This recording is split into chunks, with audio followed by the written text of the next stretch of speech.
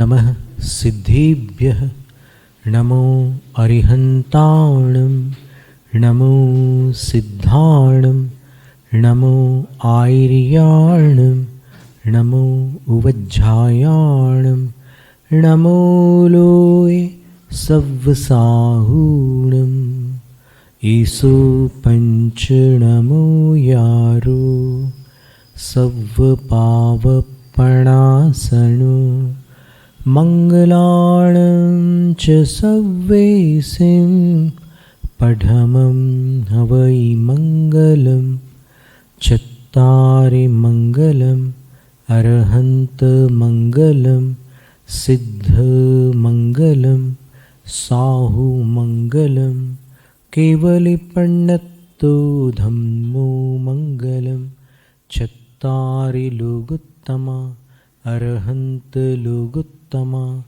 सिद्धलोगुत्तमा साहुलोगुत्तमा केवलिपण्णत्तो धम्मो लोगुत्तमा चत्तारि शरणं पव्वज्जामि अरहन्त शरणं पव्वज्जामि सिद्ध शरणं पव्वज्जामि साहु शरणं पव्वज्जामि केवलिपण्णत्तो धम्मो शरणं पव्वज्जामि। त्रिलोक त्रिकालवर्ती पंच परमेष्ठियों को वंदन। परम भट्टारक महादेवादिदेव अरहंत परमात्मा वर्तमान तीर्थ शासन नायक जिनेन्द्र प्रभु तीर्थंकर भगवान श्री महावीर स्वामी को नमोस्तु। द्वादशांग श्रुत देवता स्वरूपा भगवती जिनवाणी सरस्वती देवी माता को भावपूर्ण वंदन। पूर्व शताब्दी के धुरंधराचार्य ज्ञानी ध्यानी तपस्वी चारित्र चक्रवर्ती शांति सागर मुनिराज को नमोस्तु। दीक्षा शिक्षा गुरु आचार्य विद्यासागर महाराज को नमोस्तु।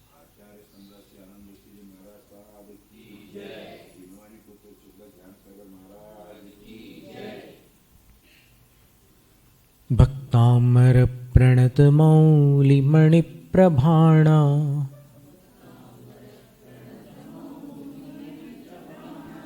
मुद्योत कंदलित पापतमो वितानम् सम्यक् प्रणम्य जिनपादयुगं युगादा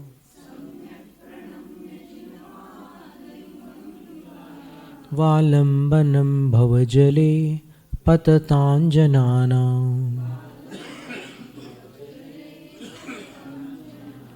यः संस्तुतः सकलवाङ्मयतत्त्वबोधा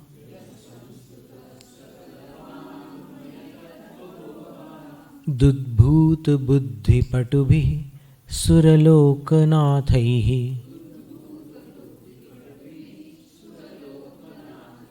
स्तोत्रैर्जगत्त्रितयचित्तहरैरुदारैः स्तोष्ये किलाहमपि तं प्रथमं जिनेन्द्रम्।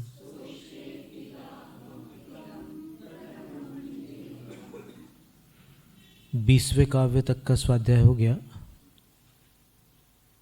आज 21वां काव्य है। मन्ये वरं हरिहरादय एव दृष्टा रंहरि। संहार में जैसे उच्चारण होता है अनुस्वार का, वैसे मन्ये वरं हरिहरादय एव दृष्टा। वरम में अनुस्वार है और उसके पश्चात हरि का ह है। मन्ये वरं हरिहरादय एव दृष्टा दृष्टेषु येषु हृदयं त्वयि तोषमेति। त्वयि य में ई है, त्वयि नहीं बोलना, त्वयि नहीं है, त्वयि है। दृष्टेषु येषु हृदयं त्वयि तोषमेति। किं वीक्षितेन भवता भुवि येन नान्यः कश्चिन्मनो हरति नाथ भवान्तरेऽपि मन्ये वरं हरिहरादय एव दृष्टा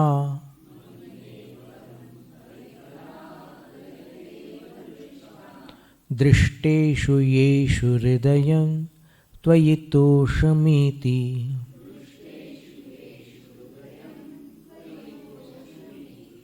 किं वीक्षितेन भवता भुवि येन नान्यः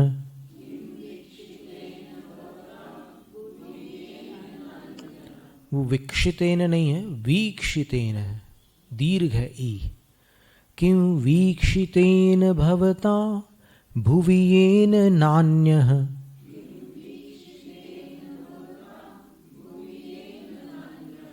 कश्चिन्मनो हरति नाथ भवान्तरेऽपि।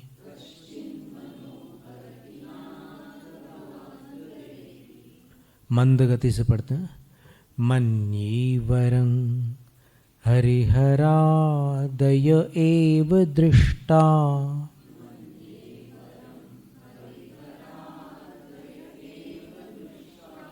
दृष्टेषु येषु हृदयं त्वयि तोषमिति।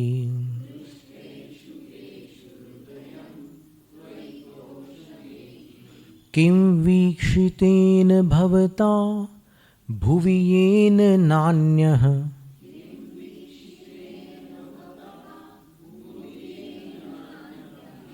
कश्चिन्मनो हरति नाथ भवान्तरेऽपि।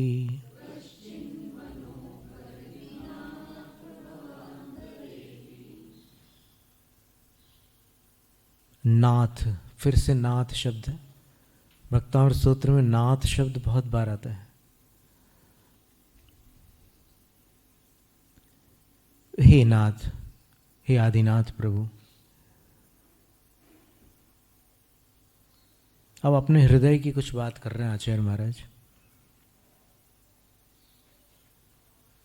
ये व्याज स्तुति अलंकार है। इसमें व्याज स्तुति होती है। व्याज स्तुति का अर्थ होता है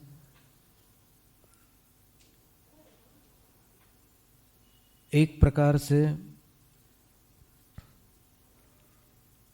लगता है कि इसमें कुछ भगवान को नीचा दिखा रहे हैं, लेकिन जब उसके भाव में जाते हैं अपन तो पता चलता है कि अरे ये तो भगवान की स्तुति कर रहे हैं।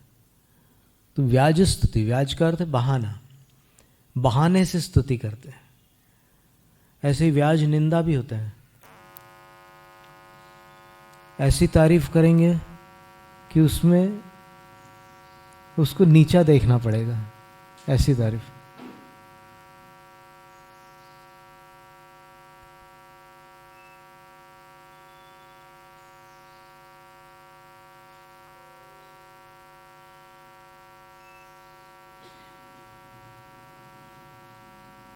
तो आचार्य कहते हैं कि दृष्टा हरिहरादयः एव वरम मन्ये। देखे गए हरिहर आदि ही वरम कुछ बेहतर है, अपेक्षाकृत उत्तम है। इति मन्ये, मैं ऐसा मानता हूं कि आपके पहले मैंने जिनके दर्शन किए, जब तक आप नहीं मिले थे तब तक मैं अन्यत्र जाता था। तो आपके दर्शन से पूर्व जिनके दर्शन मुझे प्राप्त हुए हैं, मैं उनको अधिक अच्छा मानता हूं। क्यों? तो येषु दृष्टेषु, जिनके दर्शन होने पर हृदयं त्वयि तोषमेति, हृदय आपके प्रति तोषम संतोषम एति, संतोष को प्राप्त होता है। उनको मैं अच्छा मानता हूँ क्योंकि उनके दर्शन के बाद आपको देखकर हृदय को तसल्ली मिलती है, सुकून मिलता है।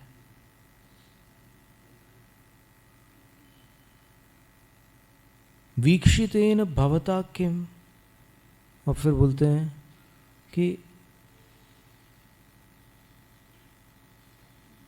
दर्शन को प्राप्त हुए आपसे क्या लाभ है। येन, जिसके कारण भुवि, इस धरती पर अन्य कश्चित भवांतरे भी मनो न हरति, कोई दूसरा आगामी भव में भी मन को नहीं हर पाता।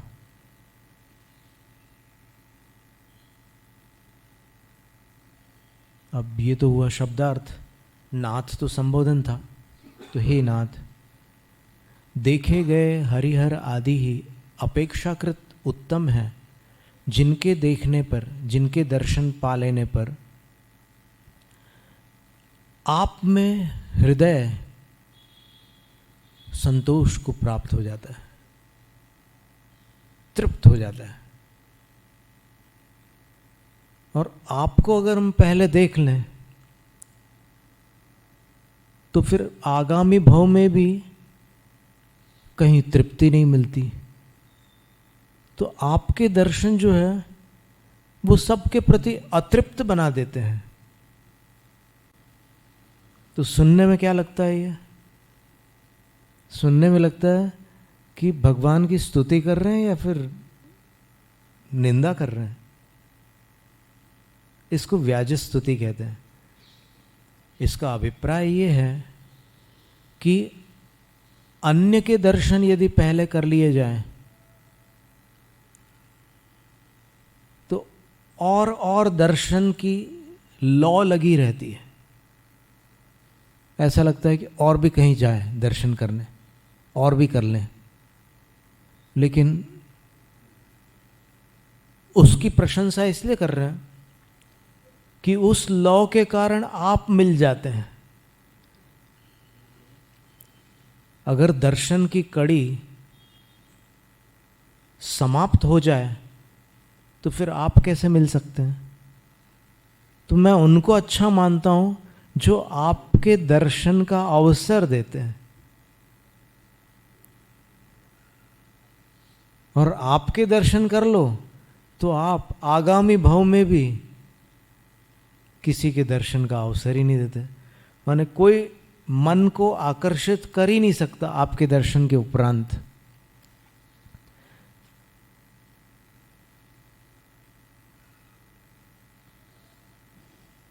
तो हे नाथ, मैं उनको अच्छा मानता हूं जिन्होंने मुझे आप तक पहुंचा दिया।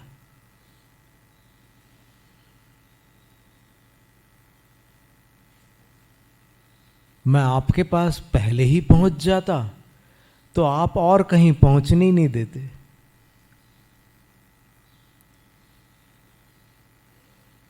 वास्तव में यहां पर चूंकि हृदय और मन की बात है, 11वें काव्य में चक्षु की बात थी। देखिएगा आप, दोनों में अंतर है। 11वें काव्य में क्या था? दृष्ट्वा भवंत मनिमेष विलोकनीयम नान्यत्र तोषमुपयाति जनस्य चक्षु। वहाँ इंद्रिय की बात थी, यहाँ पर हृदय और मन की बात हो रही है। तो ये बात गहरी होगी कि नहीं, अनुमान लगा लो।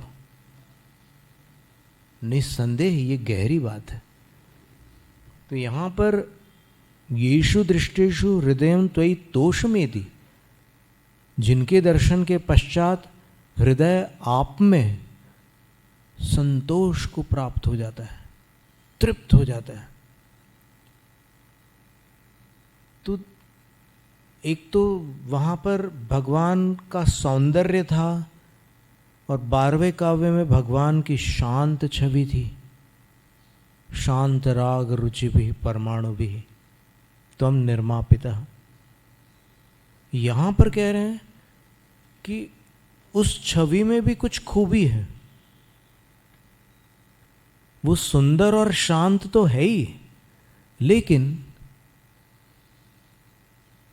वो छवि हृदय को छू लेती है, हृदय को बदल डालती है। बहुत बड़ी बात कर दी।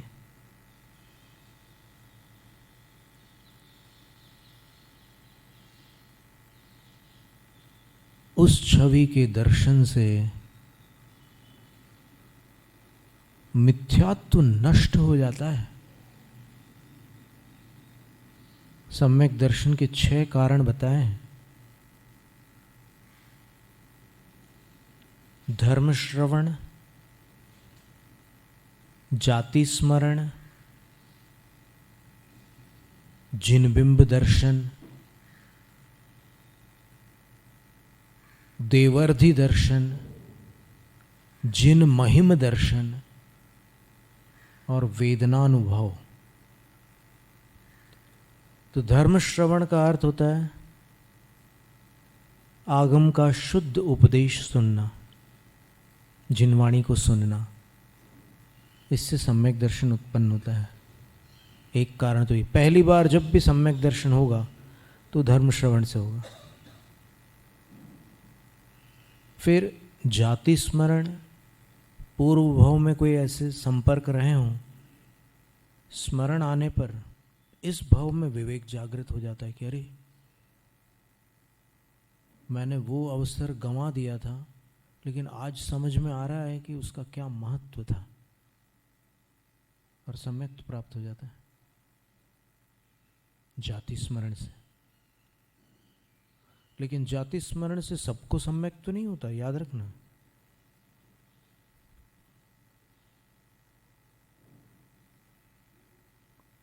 इसलिए ये सम्यक के नियामक कारण नहीं है, सहायक कारण है। हो सकता है यदि उस जीवन में कुछ ऐसा संबंध रहा हो तो हो सकता है, हर किसी को नहीं हो सकता। जैसे राजगृही से महावीर भगवान के समय 3 लोग अधोगामी हुए। एक तो राजा श्रेणिक था, दूसरा शुभा नाम की एक गणिका थी, और तीसरा काल सौकरिक नाम का कसाई था। ये 3 नीचे चले गए। तो काल सौकरिक सबसे नीचे गया, 7वीं पृथ्वी। वो शुभा 6ठी पृथ्वी गई, और राजा श्रेणिक 1ली पृथ्वी में गया। तो काल सौकरिक ने इतना भयंकर पाप क्यों किया? उसको अपने 7 मनुष्य भवों का स्मरण था, जाति स्मरण था। और वो कहता था कि अरे मनुष्य पर्याय कोई दुर्लभ नहीं है, मैं तो लगातार मनुष्य मनुष्य बनता जा रहा हूं, और मैंने कौन सा पुण्य कमा लिया। तो बार बार मनुष्य बन रहा था, लेकिन इस बार उसने कसाई का पेशा चुन लिया, और वो सैकड़ों प्राणियों का वध करने लगा। और आयु बंध के समय उसको 7वीं पृथ्वी की 33 सागर की आयु का बंध हो गया, और वो वहां चला गया। तो जाति स्मरण से कभी कभी ऐसी दशा भी होती है।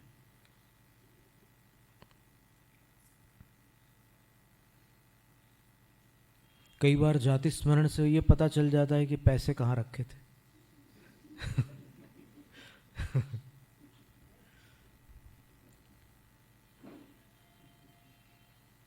तो अब मनुष्य का उपद्रवी मस्तिष्क है, तो कोई भरोसा थोड़ी कि वो सम्यक के अभिमुख हो जाए। तो यहां कह रहे हैं कि हृदयम तोषमेति, लेकिन इसमें दृष्टेषु येषु, जिनके दर्शन के पश्चात पहले आंखों से दर्शन होंगे और फिर वो आंखों से वो छवि हृदय में समा जाएगी, ऐसी प्रक्रिया है वो। देखेंगे तो आंखों से, लेकिन आंखों से देखने के उपरांत कुछ अंदर घटना होगी। वो आंखों से देखना तो मति ज्ञान है, फिर उसके बाद जो श्रुत ज्ञान होगा, अर्थ से अर्थांतर का जो ज्ञान होता है, एक पदार्थ से दूसरे का जो ज्ञान होता है, या एक ही पदार्थ से उसकी गहराइयों का जो ज्ञान होता है, वो श्रुत ज्ञान कहलाता है। तो फिर लगेगा कि अरे ये तो अंतिम मुद्रा है, इसके बाद कोई मुद्रा नहीं होती संसारी प्राणी की, ये वो मुद्रा है, ये मोक्ष जाने वाली मुद्रा है।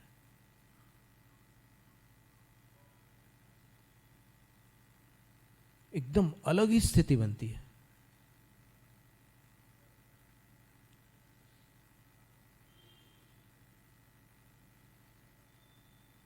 धवला की छठी पुस्तक का उद्धरण अपन ने एक दिन देखा था कि जिण बिंब दंसणीण निधत्त निकाजित सवि मिच्छत आदि कम कलावस खय दंसना दो।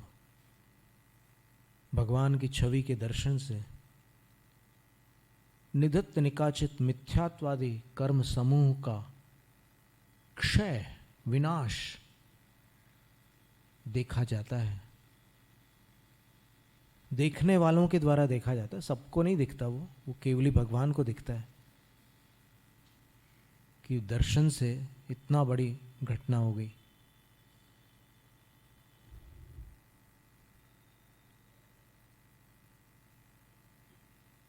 एक बार किसी जैन शोभा यात्रा में कुछ अन्य मतों का विरोध चल रहा था। अन्य संप्रदाय वाले निषेध कर रहे थे, नहीं यहाँ पर मुख्य मार्गों से ये तीर्थंकर की शोभा यात्रा नहीं निकल सकती, क्योंकि हमारे यहाँ माता बहनें हैं और ये मूर्ति निर्वस्त्र है, इसलिए ये शालीनता के विरुद्ध है, ये शोभा यात्रा नहीं निकल सकती। तो उन लोगों ने फिर पंडित देवकीनंदन शास्त्री जी को बुलाया कि ऐसी ऐसी समस्या आ गई है, आप कोई रास्ता निकालो। देवकीनंदन शास्त्री जी ने उनके साथ संवाद किया और फिर जैनों का पक्ष उन्होंने प्रस्तुत किया कि हम नग्नता के पूजक नहीं हैं, हम निर्विकार नग्नता को पूजते हैं, और निर्विकार नग्नता अवश्यमेव पूज्य होती है।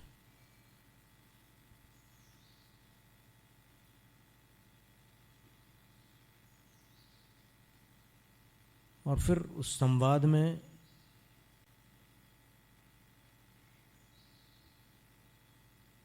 पंडित जी भारी पड़े उनके ऊपर। तो उस समय राजाओं का वो चलता था शासन, तो प्रतिबंध नहीं लग पाया जैन शोभा यात्रा पर, और वो यात्रा निकली, बड़े धूमधाम से निकली, बड़े ठाठ से निकली, गाजे बाजों के साथ निकली। और भोपाल के पास एक दोराहा नाम का स्थान है, जहाँ पर वंशानुगत जैन भजनों के गवैया लोग रहते हैं। पूरा स्थान ही उन्हीं का है, जैन भजन ही गाना उनका पैतृक क्रम है, उसी से उनकी आजीविका चलती है। उनको भोजक कहते हैं। तो उस शोभा यात्रा में भी एक भोजक आए हुए थे। तो शोभा यात्रा में जैन लोगों ने दरभंगा नरेश को आमंत्रित किया। दरभंगा के जो राजा थे उनको आमंत्रित किया। वो आए और उसके बाद उन्होंने कहा कि तुमने यात्रा तो निकलवा ली। वो लोग विरोध कर रहे थे, लेकिन फिर भी तुम लोग बड़े कुशल लोग हो, यात्रा ठाठ से निकाल ली तुमने। तो बोलते हैं कि हे नरेश, आपका भी इसमें बड़ा अनुग्रह है, हम लोग अकेले क्या कर सकते थे, हमने तो अपना पक्ष रखा था, पर आपका भी उपकार है इसमें। जिसका जितना उपकार है उसको तो माना ही जाता है, इसी का नाम तो कृतज्ञता है। सर्वार्थ सिद्धि ग्रंथ में पूज्यपाद आचार्य महाराज ने लिखा है कि गुणों में कृतज्ञता नाम का जो गुण है वो दुर्लभ है, सरलता से नहीं मिलता। किसी ने अपना उपकार किया, कितने लोग याद रखते हैं, बहुत से लोग भूल जाते हैं।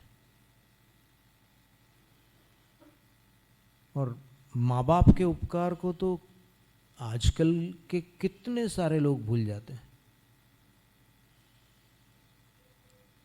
तो उन्होंने राजा का आभार माना। और ऐसे ही उस शोभा यात्रा में पंडित जी भी चल रहे थे, राजा भी चल रहे थे, और भी वहाँ के जो पदाधिकारी गण थे सब चल रहे थे, और श्रेष्ठीजन थे, समाज के गणमान्य लोग थे। बड़ा भव्य जुलूस था। माताएं कलशों को लेकर के चल रही थी, एक पंक्तिबद्ध ढंग से। बहुत सुंदर शोभा यात्रा थी वो, व्यवस्थित अनुशासन के साथ सब लोग चल रहे थे।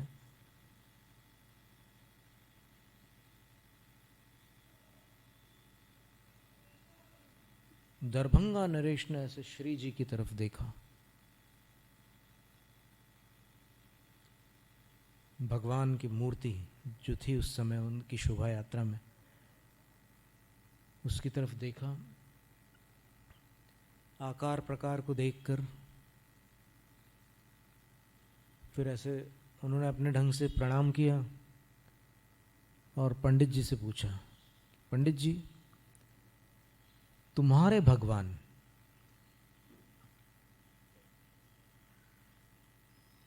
हाथ पे हाथ रखकर क्यों बैठे हैं? हाथ पे हाथ रखकर कोई और भगवान तो नहीं बैठते, तुम्हारे जैनों के भगवान हाथ पे हाथ धर कर क्यों बैठे हैं? पंडित जी बिल्कुल हाजिर जवाब थे। उनको जिन गणेश प्रसाद वर्णी जी गांव से लेकर के साधवाद विद्यालय पढ़ाने ले गए थे, तो अच्छे विद्वान हो गए थे और फिर हाजिर जवाब भी थे, तीक्ष्ण बुद्धि थे वो, और उपद्रवी भी थे बालकाल में। तो कुछ लोगों ने कहा भी था वर्णी जी से कि वर्णी जी, आप आफत की पुड़िया ले जा रहे हो, ये न पढ़ेगा न दूसरों को पढ़ने देगा, उपद्रवी है। लेकिन माता चिरौंजा बाई ने कहा कि जिनको तुम उपद्रवी कह रहे हो उनको तुम पंडित जी बोल करके सम्मानित करोगे, जाने दो, पढ़ लेने दो उनको। और फिर वैसा ही हुआ, बड़े अच्छे विद्वान बन गए वो। तो पंडित जी ने तत्काल उत्तर दिया कि हे नरेश, हाथ पे हाथ धरकर कौन बैठता है? जिसके पास कोई काम धंधा नहीं होता। यानी लोक में ये कहते हैं कि जो निठल्ला होता है वो हाथ पे हाथ धर के बैठ जाता है। तो हमारे भगवान जो है वो करने योग्य सारे कार्य पूर्ण कर चुके हैं, इसलिए कृतकृत्य होने के कारण हाथ पे हाथ धर के बैठे।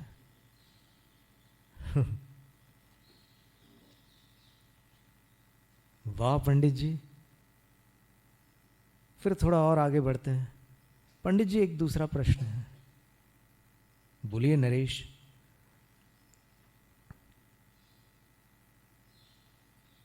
बोले ये पाँव में पाँव क्यों फंसाए हैं? पद्मासन मुद्रा थी, तो बोले पाँव में पाँव क्यों फंसाए हैं?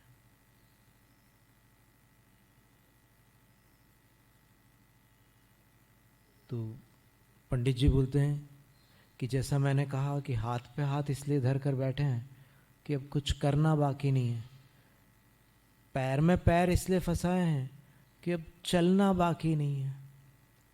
चारों गतियों का भ्रमण उन्होंने समाप्त कर दिया है।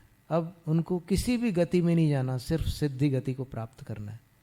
इसलिए पाँव में पाँव फंसाए हुए हैं। फिर थोड़ी दूर आगे चलते हैं तो नरेश कहते हैं कि तीसरा और आखिरी सवाल। पंडित जी बोले स्वागत।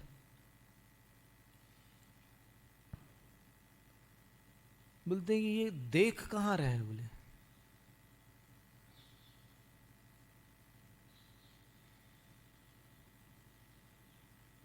तो पंडित जी ने उत्तर दिया कि ये अंतर्दृष्टि है।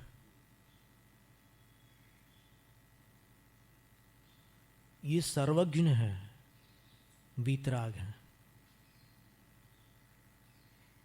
तो इनके अंदर किसी प्रकार की इच्छा नहीं है, राग द्वेष नहीं है। तो ये किसी को नहीं देख रहे हैं, ये खुद को देख रहे हैं। पर अब चूंकि आंखें हैं अपने स्थान पर, इन्होंने मनुष्य जीवन प्राप्त किया था, तो मनुष्य जीवन की पूरी आकृति, इंद्रियां आदि यथास्थान होने के कारण लगता है कि देख रहे हैं। वस्तुतः ये केवली है, ये सर्वज्ञ है। तो ये खुद को देख रहे हैं और इनको सब कुछ दिख रहा है। जो एगम जानदी सो सवम जानदी, जो एगम न जानदी सो सवम पी न जानदी। जो एक को जान लेते हैं वो सबको जान लेते हैं, जो एक को नहीं जानते वो सबको भी नहीं जान सकते। नरेश बोलते हैं आनंद आ गया। पुनः नमस्कार करता हूं। बोले वो प्रथम नमस्कार और द्वितीय नमस्कार में बड़ा अंतर था। प्रथम नमस्कार शिष्टाचार था, द्वितीय नमस्कार श्रद्धा थी।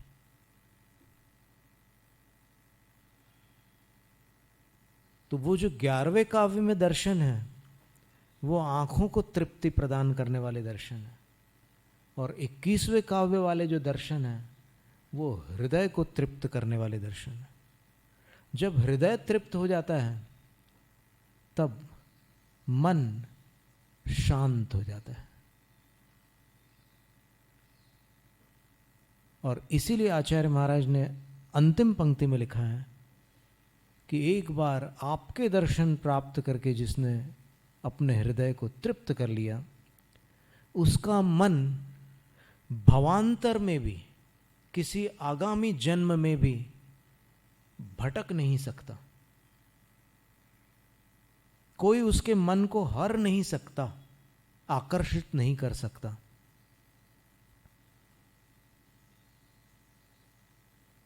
कई ऐसे उदाहरण हैं। गणेश प्रसाद वर्णी जी ने भी बाल्यकाल से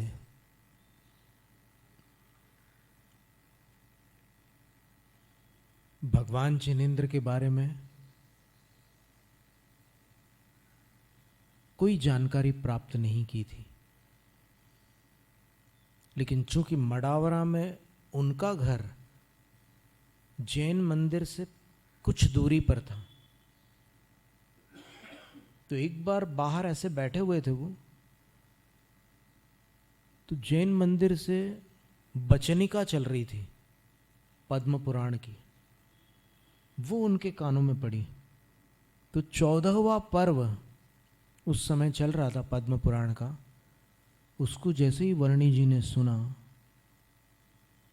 गणेश प्रसाद नाम था उनका, तो उनको जीवन भर के लिए जैन धर्म पर श्रद्धा हो गई और उनने रात्रि भोजन का उसी समय आजीवन त्याग कर दिया। जैनों को विभिन्न प्रकार से समझाने के बाद त्याग की भावना जागृत होती है। जिनमें नहीं है उनको, जिनमें है वो तो ठीक है, लेकिन वो एक अजैन बालक, असाटी वैश्य वर्ण की एक जाति होती है, वैश्य वर्ण के थे वो, जैनतर संप्रदाय के थे, लेकिन एक बार उन्होंने 14वां पर्व सुन लिया और रात्रि भोजन आजीवन त्याग दिया। और उन्होंने अपनी जीवन गाथा में कहा है कि उस रात्रि भोजन के त्याग ने मुझे जैन बना दिया।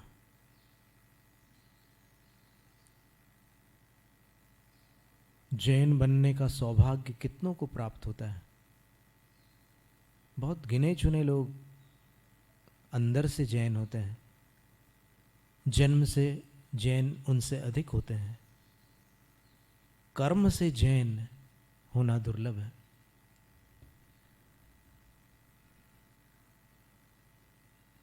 फिर उनके जीवन में कई मोड़ आए, कई कठिनाइयां आई,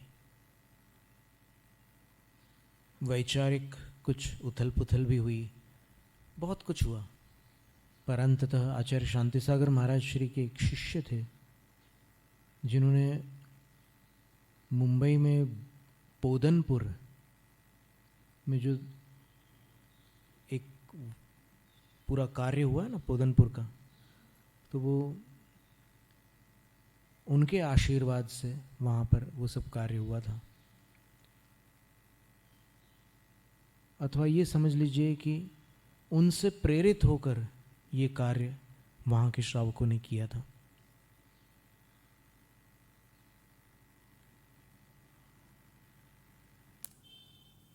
तो जब उनकी संलेखना का समय आ रहा था,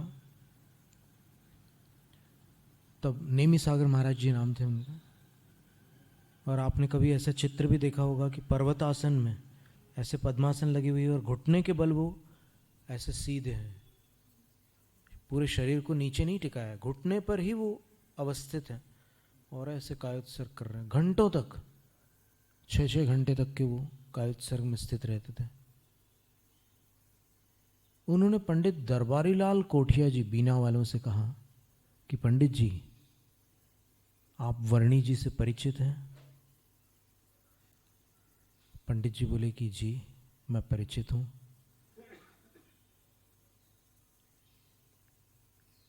तो बोले कि मुझे उनसे मिलने की भावना है। बोले आप इतने बड़े तपस्वी मुनिराज हैं, आप वर्णी जी क्षुल्लक महाराज हैं, उनसे मिलने की भावना कर रहे हो, क्यों? बोले कि मैं उनकी उपस्थिति में संलेखना करना चाहता हूं।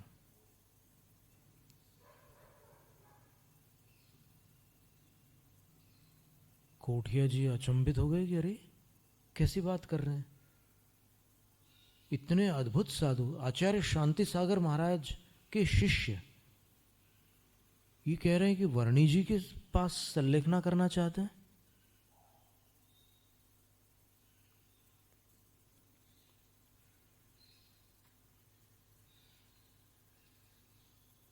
तो फिर महाराज बोलते हैं कि क्षुल्लक है तो क्या हुआ, भावलिंगी है।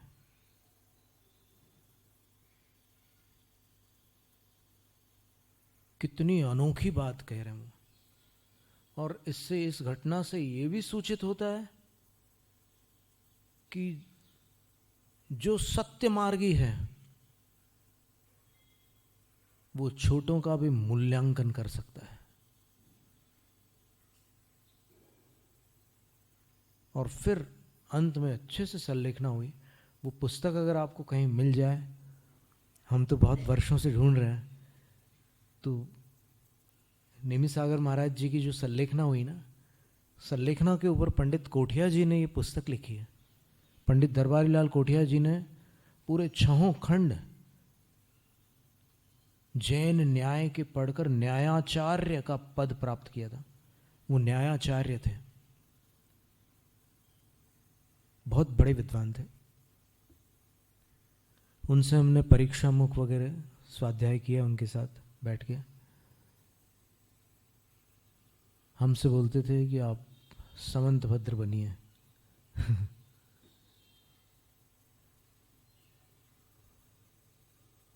9 प्रतिमा धारण करके उन्होंने संलेखना भी ली नेमावर में।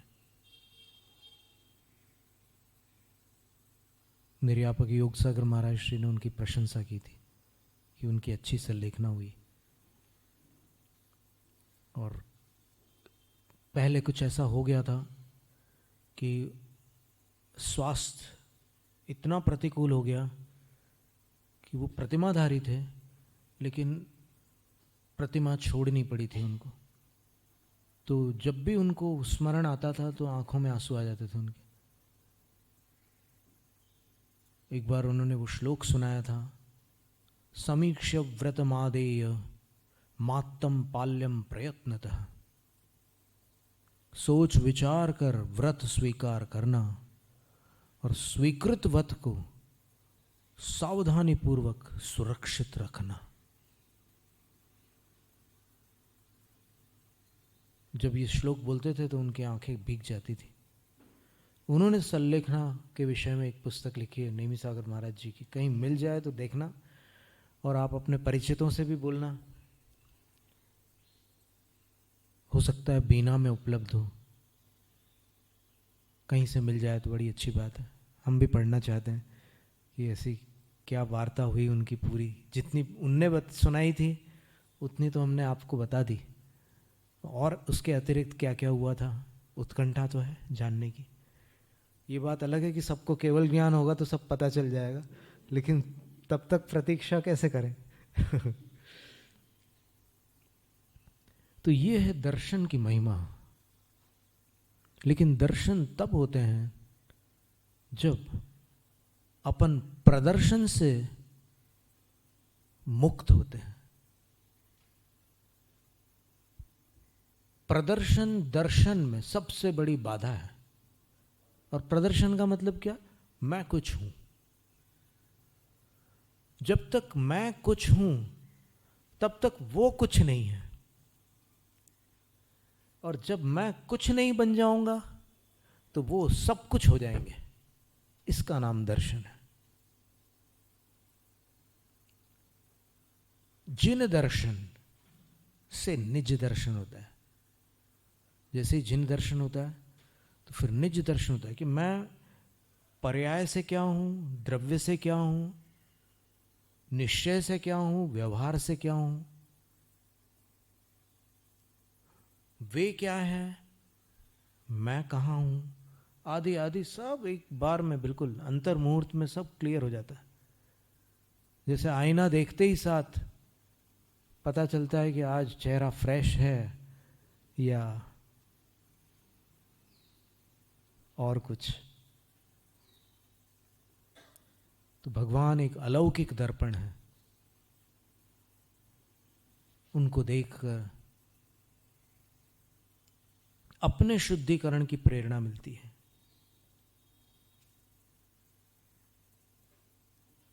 यो हि नामार्हंतम द्रव्यत्व गुणत्व पर्ययत्वैहि परिच्छिन्नति सखल्वात्मानमपि परिच्छिन्नति उभयोरपि निश्चयेनाविशेषात्। प्रवचनसार ग्रंथ की 80वीं गाथा की टीका में अमृतचंद्र आचार्य महाराज ने ये पंक्ति लिखी है कि जो अरहंत भगवान को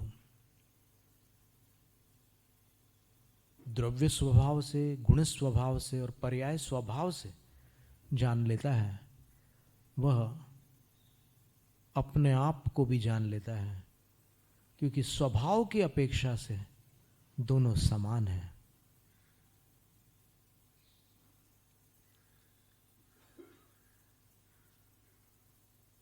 अपन अपना स्वरूप देखें और उनका स्वरूप देखें तो स्वरूप में तो अंतर नहीं है, लेकिन जब अपन और कुछ देखते हैं तो आकाश पाताल का अंतर है। तो समानता और अंतर दोनों दिखना आवश्यक है। अंतर नहीं देखेगा तो विनय नहीं करेगा, और समानता नहीं देखेगा तो उनके जैसा होने का पुरुषार्थ नहीं जागेगा।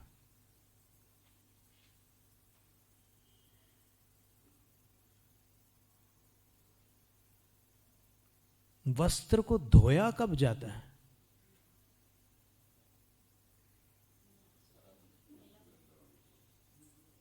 जब पता चलता है कि ये मैला है तब धोया जाता है। साथ में एक बात और भी होती है धोते समय कि ये मैल इसका मूल स्वरूप नहीं है।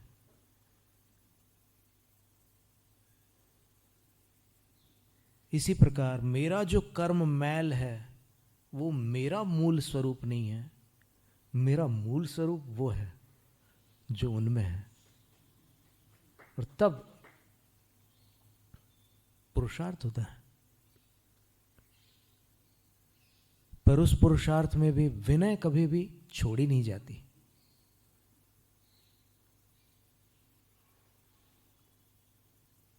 आधुनिक युग में, पिछली शताब्दी में जो एक नई पूजा शैली सामने आई, उस पूजा शैली में भगवान का गुणगान गौण हो गया और आत्मा का गुणगान मुख्य हो गया। जबकि पूजा परमात्मा की हो रही है, गुणगान आत्मा का हो रहा है। भव आताप मिटावन की निज में ही समता क्षमता है। उज्ज्वल हूं कुंद धवल हूं प्रभु, पर से न लगा हूं किंचित भी। सवाल यह है कि भले मानुष, तू किसकी पूजा कर रहा है, परमात्मा की या आत्मा की? अगर तुझे परमात्मा के पास जाकर आत्मा की पूजा करनी थी तो आत्मा की पूजा घर पर कर लेता, कहीं अन्यत्र जाने की आवश्यकता ही नहीं थी। आत्मा तो तेरे ही पास है, तो तू वहीं के वहीं कर लेता ना पूजा। जैन मार्ग ये कहता है कि पूजा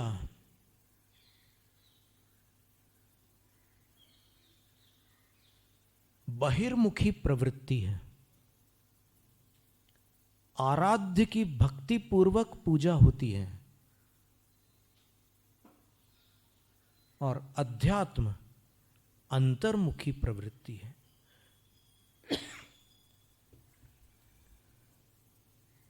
और वह अध्यात्म जो कि अंतर्मुखी प्रवृत्ति है,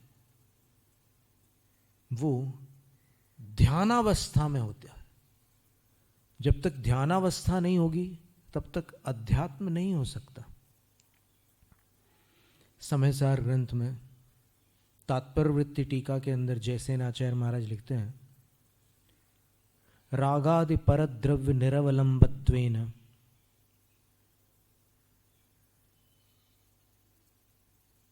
स्वशुद्धात्मनि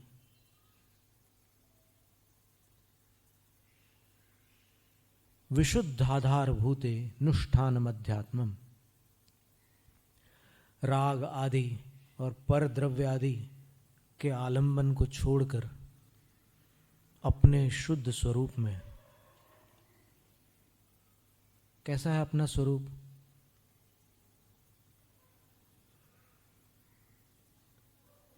शुद्ध का आधार है,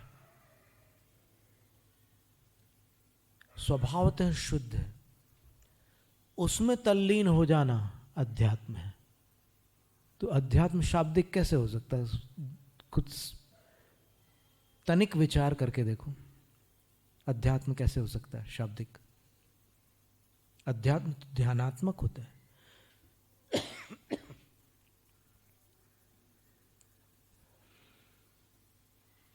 तो इसलिए जब अपना ध्यान ना लग रहा हो तब भक्ति लगा लो। जब अच्छे से भक्ति कर ली तब ध्यान कर लो। ध्यान और भक्ति को समय का विभाग बनाकर आगे बढ़ते चले जाओ। किसी को छोड़ने की बात नहीं कर रहे हैं, लेकिन दोनों के मिश्रण की बात सिद्धांततः घटित नहीं होती। जहां ध्यान होता है वहां भक्ति नहीं होती, जहां भक्ति होती है वहां ध्यान नहीं होता। आत्म ध्यान की बात कर रहे हैं हम यहां पर। और परमात्मा ध्यान में भी वो परिणति आ जाती है कि कुछ काल तक भक्ति है, भक्ति में भी मन तो लगा ही हुआ है पर बाहर है। अब यहां अंतर लाने के लिए क्या करना है? बाहर से हटाना है मन को। जब तक मन बाहर से नहीं हटेगा तब तक अंदर कैसे जाएगा?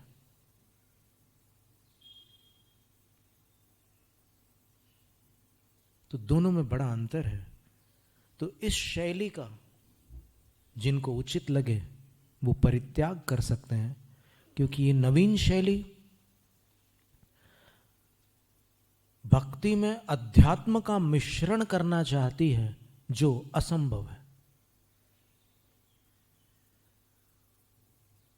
परमात्मा के गुणगान में आत्मा का गुणगान शोभा नहीं देता।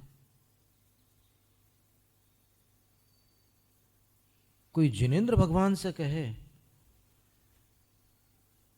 अपने बारे में कि मैं आपके समान हूं, तो भगवान जानते हैं कि तुम किसके समान हो।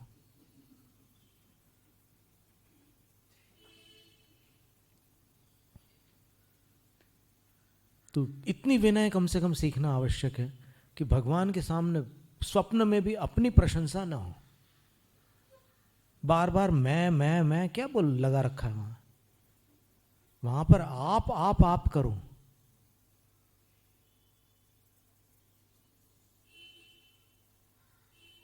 और ध्यान करने से कौन रोक रहा है आपको?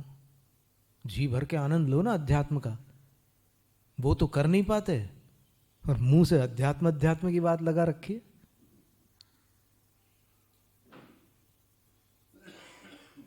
और अध्यात्म की भूमिका क्या है वो भी सिद्धांत से पढ़ लो। आचार्यों ने आत्म ध्यान के विषय में क्या लिखा है? आत्मानुभूति और आत्म ध्यान दोनों अलग है।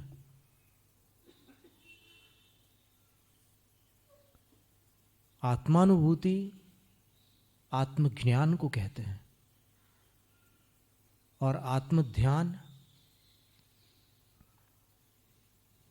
उसमें तल्लीन होने को कहते हैं। वो तल्लीनता किसको प्राप्त होती है? हम जानना चाहते हैं। जितने भी अध्यात्मी हैं जो अध्यात्म की बड़ी बड़ी बातें करते हैं, हम उनसे पूछते हैं कि आप में से किसी ने भी आत्मा का ध्यान किया है?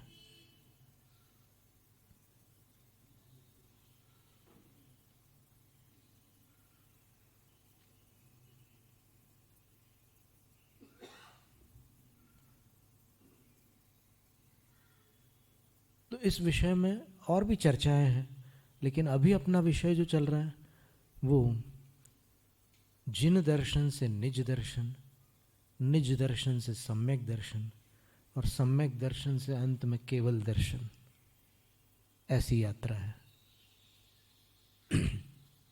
अलौकिक यात्रा है, अद्भुत है, पर कहीं अटकना नहीं है। भ्रम में नहीं पड़ना है। जो चीज है नहीं उसको मान्य नहीं करना है। जो भगवान बता रहे हैं उसको मानते चले जाना है, बस इसमें कल्याण हो जाएगा। हरिहर आदि ही उत्तम जिनको देख आप में हृदय अपार, हर्षित होता आकर्षित हो आप शांति के हैं आकार। किंतु आपका दर्शन पाकर अन्य जन्म में भी है नाथ, नहीं लुभाता कोई मन को, छूट न पाता है तब साथ। जय जय आदिश्वर स्वामी,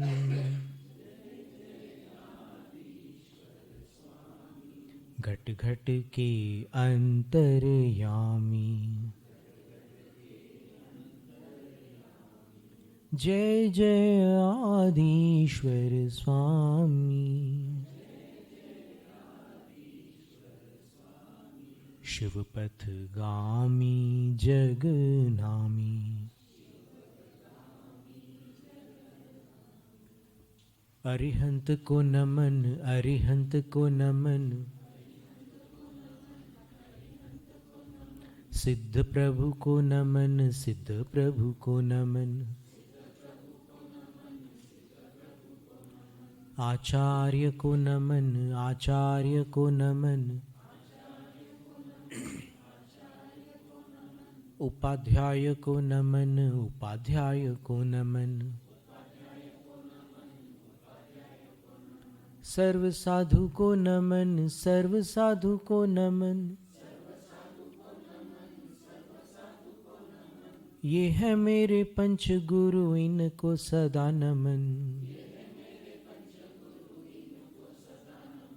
इनके नमन से हो मुक्ति पथ पे गमन। इनकी ही भक्ति में हो मेरे मन वचन। अरिहंत जय जय, सिद्ध प्रभु जय जय। साधु जन जय जय, जिन धर्म जय जय। अरिहंत मंगल, सिद्ध प्रभु मंगल। साधु जन मंगल, जिन धर्म मंगल। अरिहंत उत्तम, सिद्ध प्रभु उत्तम।